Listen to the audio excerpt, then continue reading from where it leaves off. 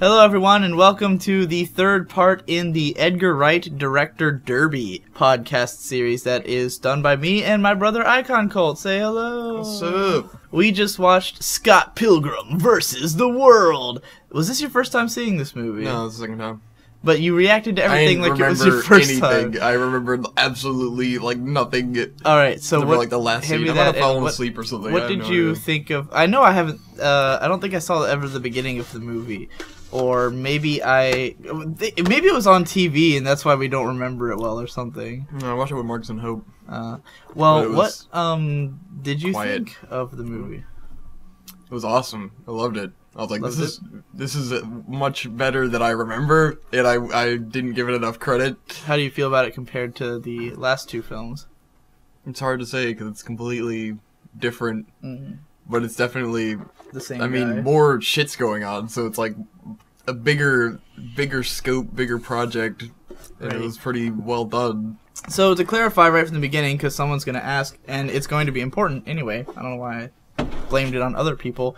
I've read the comic almost exactly a year ago, I think, and it's like the greatest thing ever. It's one of my favorite fucking comics of all time, favorite things of all time. You have not. I want to hear your general opinions of the movie, like, untainted by any of my ideas. Like, is there anything you thought about the characters, or you likes or dislikes, or, like, what? I thought it was super cool.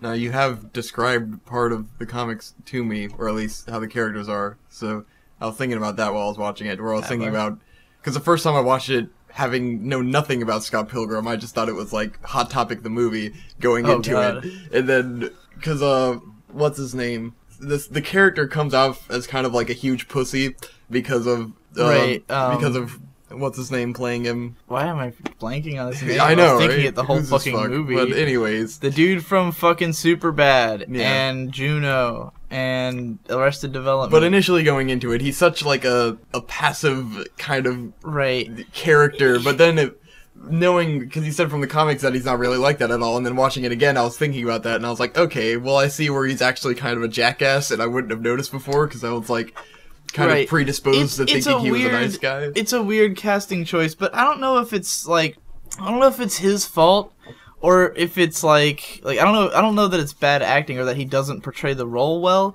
as it is that it's really hard to pull off the way these characters... Michael Cera, there you go. It's really hard to pull off the way the characters in the comic are in a movie, because the thing is, all of the characters in the comic, which has a very stylized look, very expressive characters, and every character looks really fucking distinct in the comic. Like, because they're all like, the drawing style of each character is super similar, so their faces have to look really different for them to be differentiable. So, like, a lot of the characters have like those sort of like this one face that is my emotion at all times kind of look, and you can't really pull that off with live actors. Like, for instance, the leader of the band, which is Steven Stills, I think. What did you think of him in the movie? Just seems like some guy. Yeah.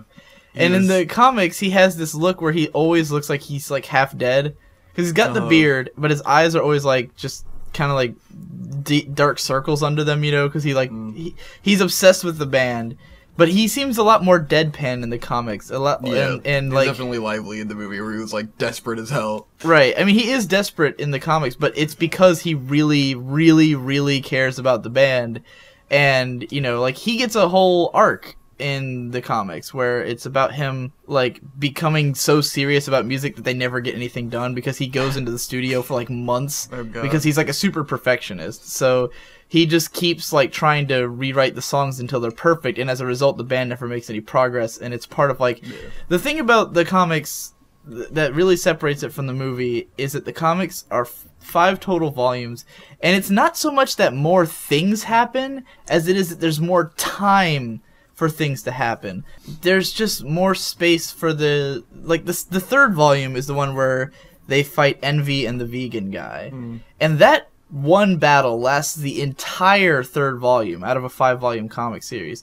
Because the whole relationship dynamic between each of them dated the other two, it drags on. Like, it's supposed to feel like this big agonizing. Like, the whole third volume is just, like, depressing and sad because they're both going through a hard time because of the reappearance of these characters and stuff. And so it's like the whole thing is meant to just weigh on you and feel like you just want it to be, because everyone all the characters just want it over with. They're just like, fucking, I don't want to do this anymore. So like, that's not even the first fight in the comic. Like, they fight before that show. Like, he meets him and they fight in like a supermarket, and then they fight in the show like afterwards.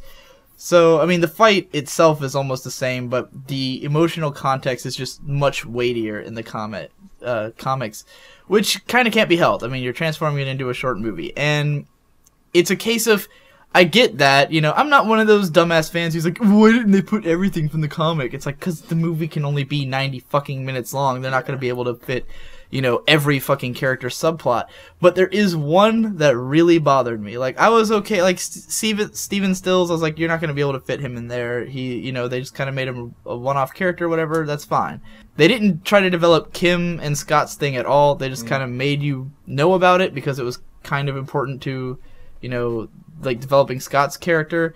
But Kim has, like, a really expansive story arc in the comic that's never really touched on the movie. But the one that bothered me was Knives. Because they really show a lot of Knives in the beginning of the movie. Yeah. And then she doesn't really matter throughout the rest of it until the very end. She kind of does. She's always there. Yeah, okay, but the thing is, in the comics, Knives and Ramona find out about him cheating in, like, volume 3 or 2. So they already know about that. They become super good friends, and I'm pretty sure, if I remember correctly, Knives fights the ninja girl for Scott. Yeah. Like, Knives becomes this fucking badass samurai character, like, because her father is, like, this weird-ass samurai dude, even though she's Chinese, and she, like, takes on this... Basically, she grows up before Scott does in the comics. Like, that's the whole point of her arc, is that she was so childish when she met Scott, and just like him breaking up with her incites her whole transformation into adulthood, and she just kind of gets it really quick because she's so disillusioned by everything. She finds out that there's more cool bands other than Sex Bob-omb, and they're not really that, you know, like that special. She, you know, dates a couple other guys. I'm pretty sure she makes out with Kim in one of the issues. God. Like, they both get drunk and make out because she turns 18 in the comics. Yeah. So Knives gets like a lot of character development. She's one of the coolest characters in the comic books, and it feels like the movie only has half of her character development by the end of the story. Like, you know, she is in a place at the end of the movie where she would have been halfway through the comic books, and she does a lot after that. So I felt like I was missing out with Knives, but again, it's like a thing that can't be helped. But it's like, if you were going to show so much of her in the beginning of the movie, you know, then, I don't know, they could have put less of him dating Knives at the beginning, because we kind of got the point pretty quick.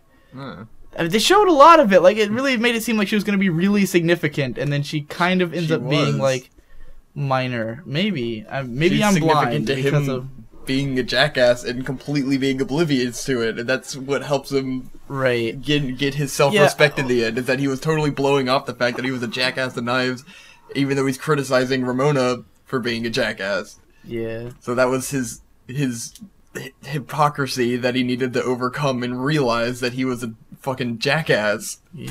I guess what they really did is just they stripped Knives down to the parts of her character that are relevant to Scott Pilgrim. Yeah. As opposed to letting her be her own character in the comics, which again is something that can't necessarily be helped, but whatever. Ramona is almost exactly the same in the comics as she is in the movie.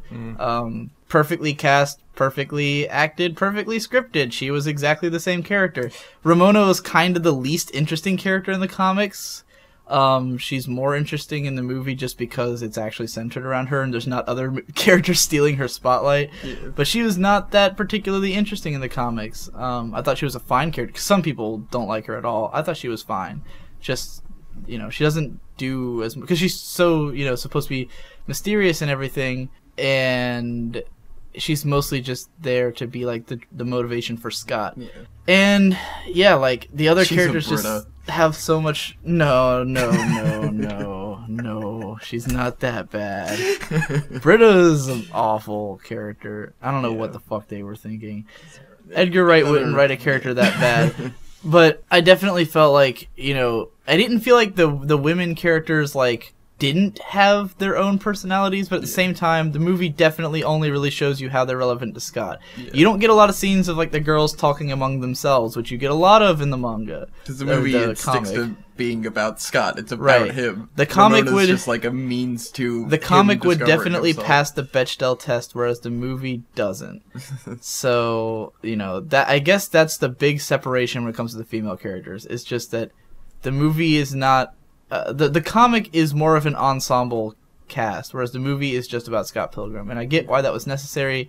It just means it's not as good, and it can't be as good because it just doesn't have the space to be as good. Because Scott Pilgrim the comic has so many characters that are so good. Another character that the movie does perfectly is Wallace. He is so fucking great in both the comics. I mean, he fills the exact same role. Like, he doesn't have any more development in the comic that's missing. He just always is this amazing fucking gay dude who he lives with Scott and just is awesome all the time. Another, once again, perfectly cast.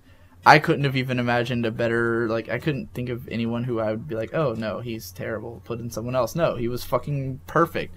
But yeah, like, Stephen Stills in the comic, his whole relationship with that girl who's like swearing we get blanked out, their relationship's fleshed out a lot more. Stephen becomes gay in the end, spoiler alert. What the fuck? He turns out to be gay by the end of the comic, which is fucking hilarious.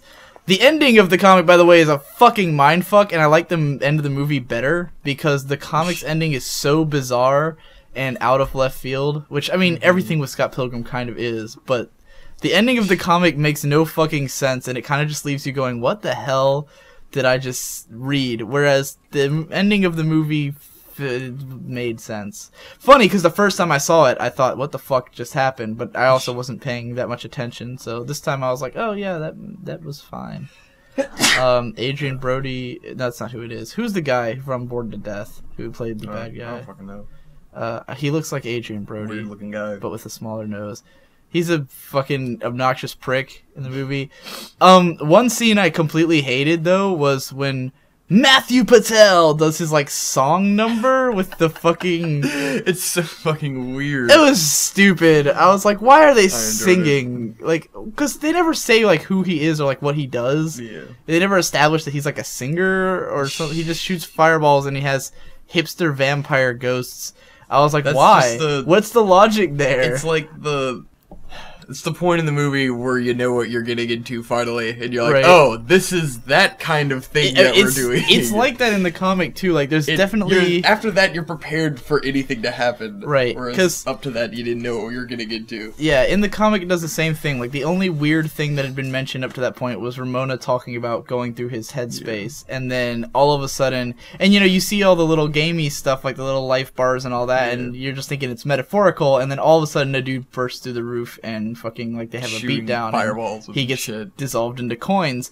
But, like, in the comic, his fight is so over quickly. Like, they don't... He's not... I mean, it is in the movie, too, but he does not shoot fireballs and have an army of singing vixens. And I felt like they just did it to make the scene stand out more. Yeah. Like, just to make it so it wasn't just someone who got blown through. But why that way? It was so irrelevant to his character. Like, the skateboard guy, they fight him in a skateboard battle. The bass guy, they have a bass off and he's a vegan and they have a vegan thing. And, like, every other boss has a relevant thing. Yeah. But his is just he summons fucking demons to sing with him. It was very bizarre, and I didn't see the point. But other than that, the one thing I took away from this movie more than anything is that it's fucking hilarious. Yeah. I laughed the entire time. About it. I laughed there was a lot of big laughs. Like, I laughed almost throughout the entire movie. Probably one of the funniest movies I've ever seen. That alone is worth giving it, like, a triple+ rating. Like, even if... Because I feel like... I don't know that if I hadn't read the comics, I'd like the movie more. I feel like maybe I would because it would have been so overwhelming. But at the same time, I did see the movie in part before reading the comics. And I remember just being like, I have no fucking idea what's going on. I wasn't paying that close attention, but having read the comics made me comprehend things a lot. But like you said, I never would have thought of Michael Cera as supposed to be kind of a dick. Yeah. Because the comic book character you can easily buy as being kind of a dick. You see Michael Cera, and you already have this judgment. Right. Because he plays the same damn character every time, it seems. But then you watch it again and you're like, And okay, well, he's not the same guy. The super high-pitched voice doesn't help him. Yeah. He sounds like a fucking bitch. He looks like a kid. He looks like a bitch. He has the weirdest face ever, by the way. I never realized how fucking weird that dude looks until this movie. Like, I was just staring at him, I was like, oh my god, this dude is fucking weird looking. That's all I could think every time they showed, like, a close-up of his face. Because he has, like, this super long neck and his whole... I don't know. Sorry, Michael Cera. I don't mean to, like, put you on blast or anything, but you're fucking weird looking. Just letting you know. Whatever. You're rich and famous. You don't care. Yeah. He probably does care. Nobody wants to be told they look fucking weird. But we already called him a bitch. Right. Well, he plays bitch characters. He knows that much. But Scott Pilgrim's not really a bitch, and that's why it's confusing. Scene so great, and This Is the End. Right. Parody. But...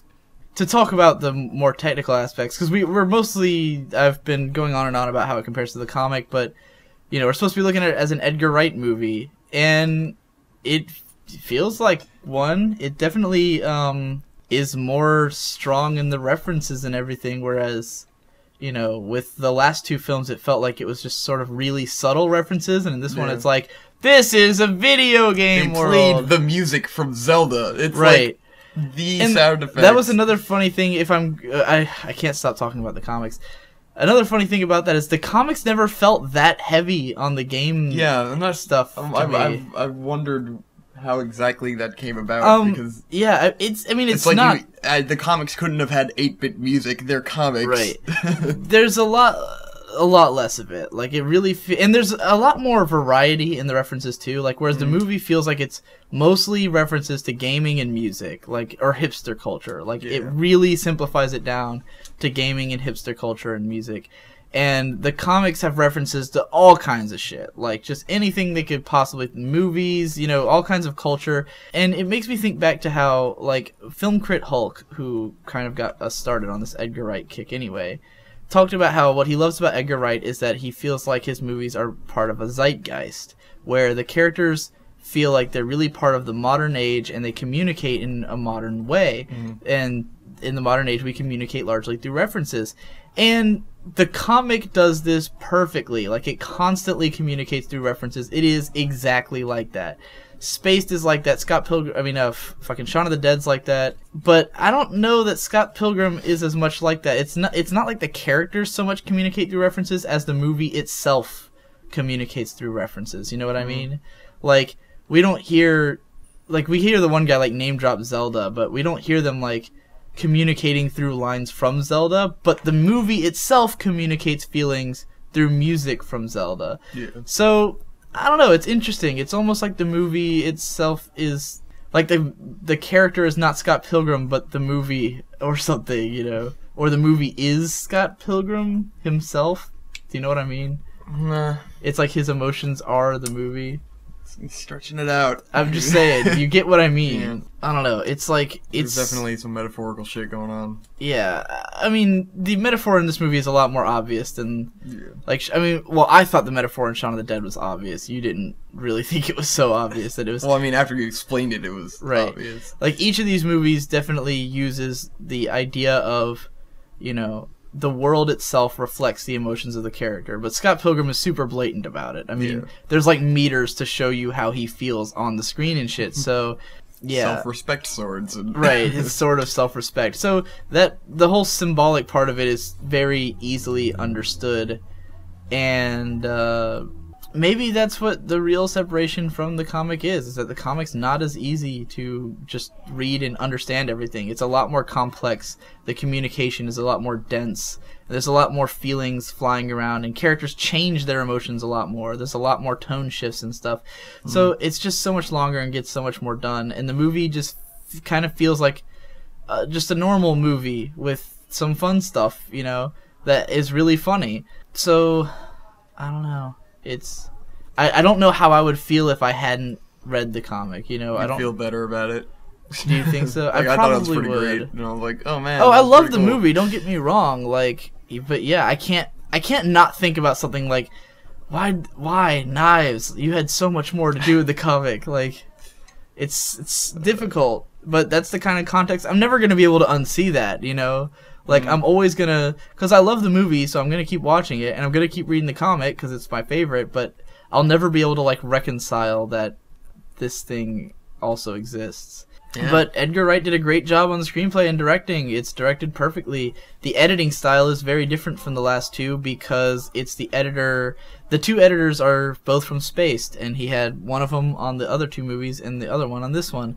So it's a different editor. There's not as many of the quick cuts, but they are there. And there's one scene where they start to do the quick cuts, and then he ties his shoe for like a straight 20 seconds, which was fucking clever. Just lots of awesome references, awesome visual gags. Definitely, they had all the CG and shit, and I'm like, that had to be. It was interesting because he doesn't have that in his other movies, and it's like that had to be a big step for him to do all that shit. Like it's so much more going on visually. Yeah, interesting. It feels a lot different. It's not British. That's the biggest difference, really. Is that everything he's done till now is very British. And it had the same actors, and this one has none of those guys. It's totally different. Totally different. The funny thing is, because he talks about that in the interview I watched with him, where the guy asked him, like, how did it feel to work with, like, totally different people? And he's like, well, the entire staff is the same. Yeah, I figured that. Like, it's the same people he made the other movies with. It's just that it's different actors and a different place. He was like, it's not London anymore now, it's Canada, and it's not Simon Pegg and Nick Frost, it's Michael Cera. So yeah, but it makes a huge difference. Like, even though you can tell it's written by the same guy, the lack of Britishness is like astounding. It's a whole different thing, I don't know. I think they did an amazing job. I think it's a great adaptation. Could there have been a better adaptation? No, there really couldn't have been, in movie form anyway. Yeah. Like, if they made a full TV show of it, they could do it right, but it would pretty much just be a retread of the comic. Like, because they have, like, there's an animated episode for, like, a prequel to the movie that I think explains his relationship with Kim. I think that has its own prequel, like, short. And I haven't seen that yet, so I'm going to probably check that out at some point. I also want to play the video game, because it's fucking cool. It's got animation. The video game is entirely designed by Pat Robertson, like, visually, who is my favorite only graphic designer I know the name of. He does amazing 8 and 16-bit art on a lot of it's on Tumblr, and I follow his Tumblr. It's great stuff. Also, the soundtrack's by fucking Anna Monoguchi, who made one of my favorite albums of this year, Endless Fantasy. So I really want to play this fucking game. I'm not a big fan of beat-em-ups, but I love Scott Pilgrim, Anna Monoguchi, and Pat Robertson. So as far as I'm sure, I think his name's Pat Robertson. I'm probably fucking it up. No, Robert Patterson. No, that's. No, you're thinking of Pattinson, and that's the guy from Twilight. Rob Patty Pat.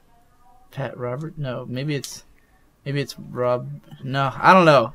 Whatever his fucking name is, I'll put a link to his Tumblr in the description once I look it up. I think it's Pat Robertson. In any case, I want to play the video game. I want to watch the short.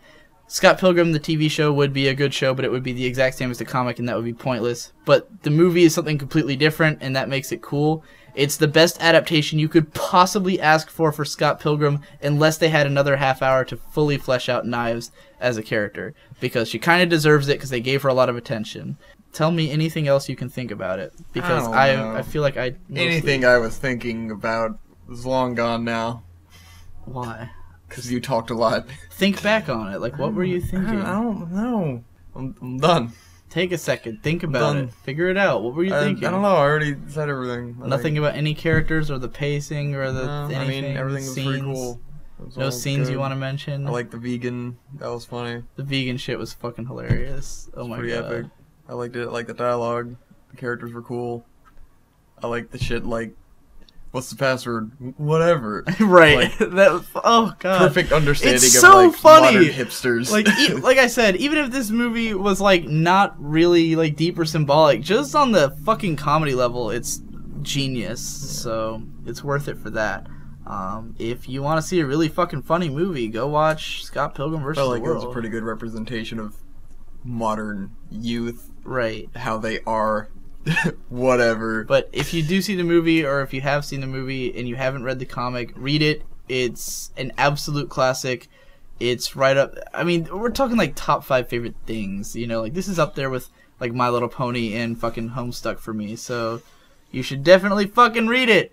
Anyway, the next movie that we're gonna do by him will be At World's End, I think. So that'll be the last one. He's only directed 4 feature films. Oh no. Other than Fistful of Fingers. We are not covering The Adventures of Tintin because he co-wrote that and did not direct it. And we're only doing writer director credits. So Yep. yeah, Yeah. that's all for now.